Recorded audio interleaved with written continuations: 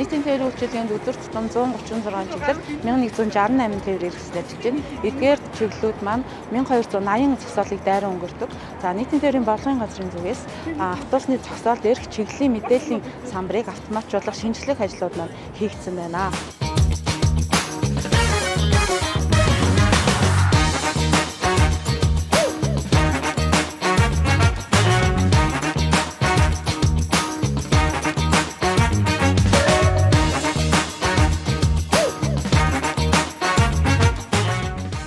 Бид яг хүн Баянзүрх дүүргийн автобусны зогсоол дээр байна. Сая зогсоолын мэдээллийн самбар хуучин болол автобусны зогсоолуудыг жигсааж бичих байдлаар харагддаг байсан бол одоо газар зүйн зураглалд үндэслэн чиглэлээ олох, хаашаа явахаа тодорхойлох бүх боломжийг бүрдүүлээд байна. Эдгээр ажил маань эхнээсээ хийгдээд 7 хоногт өнөөдрийн зогсоолоос гадна 50 зогсоол бүрэн хийгдэнэ. За дараагийн 7 хоногт 50 гээд үе шаттайгаар дэвтэн бүх зогсоолын зураглалыг шинжлэхэд бэлэн болоод байна.